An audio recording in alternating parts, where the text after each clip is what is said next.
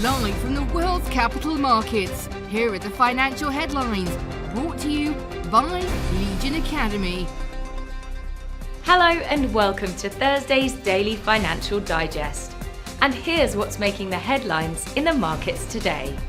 Australia's central bank has lifted its benchmark interest rate by less than expected, defying expectations of more aggressive action to tame high inflation.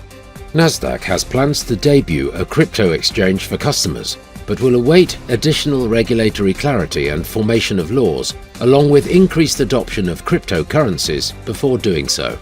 The dollar nursed its biggest losses for years after a dovish central bank surprise in Australia had investors wondering whether a peak is in sight for global interest rates. The euro-dollar pair dove 1% in the last session. The ultimate oscillator is giving a positive signal.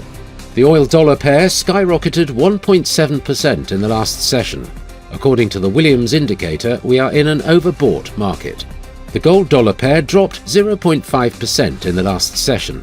According to the CCI, we are in an overbought market.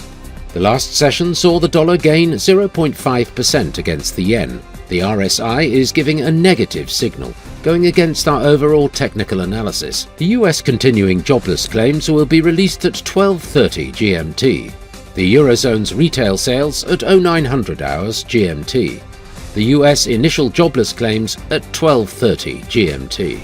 Australia's exports will be released at 0 hours and 30 minutes GMT. Finland's trade balance at 0600 hours GMT. Japan's labour cash earnings at 23:30 GMT. We hope that you've enjoyed Thursday's market outlook. On behalf of all of us here, we wish you a productive trading day. Be sure to join us tomorrow morning for the latest news and events from the financial markets.